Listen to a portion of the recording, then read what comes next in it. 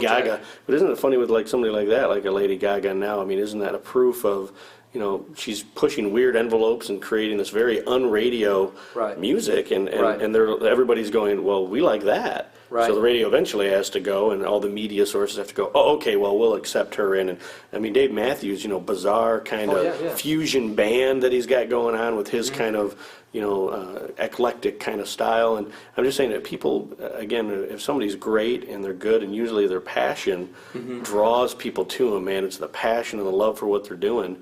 But I mean, how much should, somebody be playing out? How much, you got technology, you can record in your own house nowadays. I mean, so again, all these great things that come together, I mean, wouldn't you say more than likely, you can't really manufacture it anyway.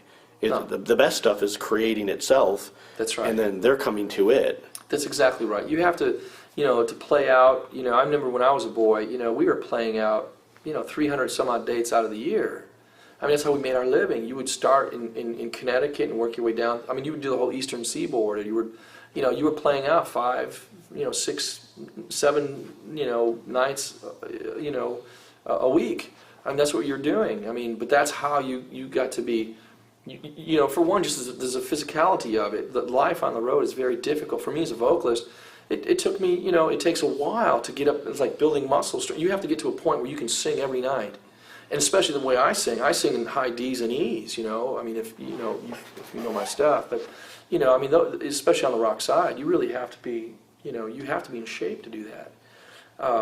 To the point where, you get over that hump of, I'm hoarse now, I need a day off. I'm hoarse, I need another day off. But then eventually, but that's a lifestyle thing too. I mean, you can't be on the road drinking and smoking and rest and all that. It's very important, I mean, it's there again, those are some of the things that I've learned the hard way, but I mean, those are, from an advisory situation, to advise somebody, to stay healthy is a good thing, What a contradiction. Rock and roll and health. I don't know, hey. I just find it. But no, we were playing out every night, but it allowed you to become proficient. I see bands today, they're tuning up in between the songs. They never look you square in the eyes of the audience participant. They don't, they don't sing to you. They're singing at you. They're the rock star. And I think that's why there's a disconnect with the audience and the performer today. I mean, it's the song, it's the performance, it's all those things. But being live, I mean, like I said, bands had to play out every night, playing cover songs, so they learned melodic structures. They would play 40, 50, 60 songs in the course of a night.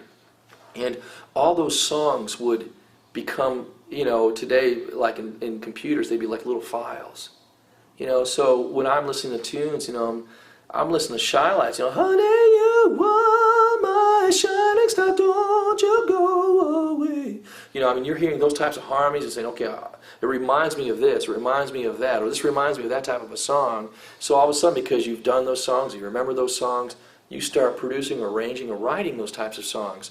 And, and I think a lot of artists today don't have that. So I think bands need to get out and play as much as possible and learn as many cover songs as possible. Forget about, hey, I'm doing my songs.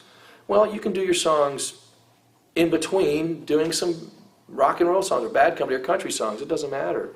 I think that's one of the weakest things I see today. I mean, you go to see a new artist, and they're not even players. They've never played a club. They've never played cover songs. So how do they really know how songs are supposed to really work outside of what is being fed to them by the machine that's trying to make, capitalize on that? I mean, I don't see how they can. They don't know. They wouldn't know the difference between a good song any other way. Whereas if you've done all these great cover songs, I mean, songs that I said you pulled out that time piece and there it is. Those are the songs you need to be doing.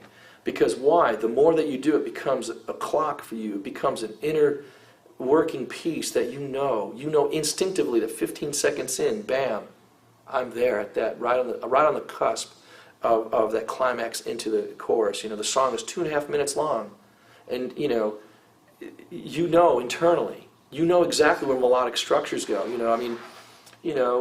To listen to one chord and to make melodic structures that go way beyond that one chord, way beyond that, that can only be done, I think, by being filled with all these other great songs. So that's, I go to writers' nights now, all the time, and it's one of the reasons why I stopped going, is because, there's nothing wrong with it. I'm just saying, just for me personally, I get tired of hearing these like long, drone-ish kind of songs. There's no joy in any of it. There's no happiness. There's no it's more than a feeling. I mean, I just want to hear some great songs that make me want to get up and say, man, I'm excited to dance. Life is a good day today. And something, Doesn't inspire you. Yeah, it doesn't inspire you. I mean, and there are, to me, it's like a lot of writers, there again, that's why I said earlier, I think they're more lyricists than anything. It all goes back to that. They weren't out playing these great melodic structures. They weren't doing, these songs, so they don't know any better. Or they're listening to, and no offense, I mean, they're listening to, they're maybe listening to Joni Mitchell or listening to those types of songs, and that's great too. But they're not really emulating that either.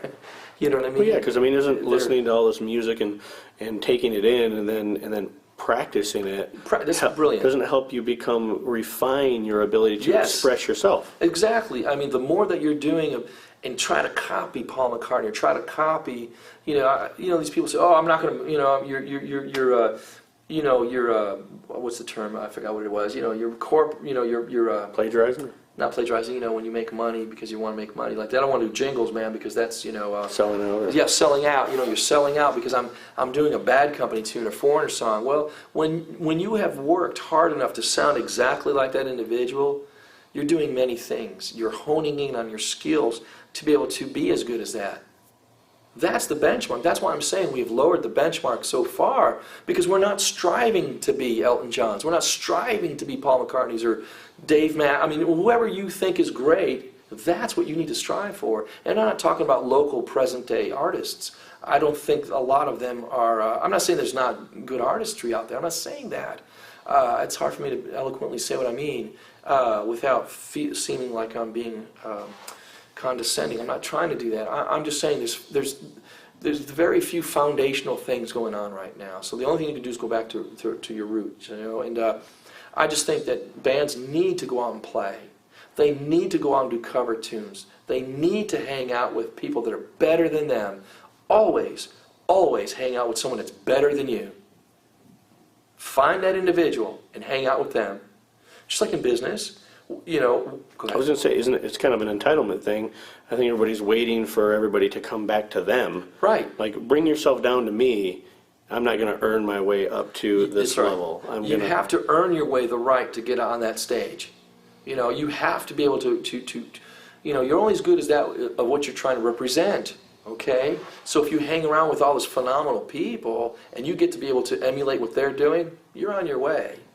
You've earned the right to be on the same stage with them, I did a jingle one day with Dr. John, and I was with Dr. John and Luther Vandross in New York, and I was a young, fella, and I just, you're 22, you're on fire, nobody's as good as you, kind of a thing, and Luther we were doing a jingle, and he was just saying, hey, Maki, would you turn yourself and let me have he's really soft-spoken, beautiful man. And the moment he opened his mouth, I was humbled, to say the least. I was humbled, okay? But I think that was, the way that God, kind of humbled me, because I want to be that so bad that when it was shown that I wasn't that, at least yet. I think that's why you have to surround yourself with greatness, something that you strive for. Once you've stopped striving, you're really, what are you? I don't know of anybody who stops striving that's worth something. I can say with boldness. I don't care who you are. When you stop striving, then you're slothful, you're slaggard. You found your comfort zone. That's that. Comfort zone is good. I'm not saying that's a cruising thing, but even that comes to a dead end. You have to constantly, and I find by going after. When I get that way, I put on Beatle records, or I put on, I listen to, the Andrews Sisters, or I listen to great records of the past that inspire me again, was a great word, Will, to be inspired. What's inspirational to you? It's not about you anyway. And I think that's the difference. When it's all about you, you have no right to be in this business. In fact, I was going to say, I mean, for me, and probably you too, and everybody that who inspires us and calls us to want to be and do what we do, is because I remember hearing just certain songs and musicians and stuff to such a degree that it inspired me so much and moved me so much and changed me at the core so much that I said, man, I want to do that for other people. Yes. That's really why I got into it. It's because, like, if I could bring that kind of joy, and if I could inspire people to love what I'm doing, to love music and to love, love life more, or to be passionate about life more, to be engaged in life more because of this music. Because it woke me up. It was kind of like, oh man, music has a great way of bypassing the brain and getting right to the heart and pushing people to new levels of creativity and all these great things. Anyway, so I just want to say that's why I got into it. No, I think so. Me too. I mean, I remember being a boy. I probably realized that I was. I don't know what I was saying. Sounding weird. I've met other people this way. I've met other folks that are my age. In fact, I just had this.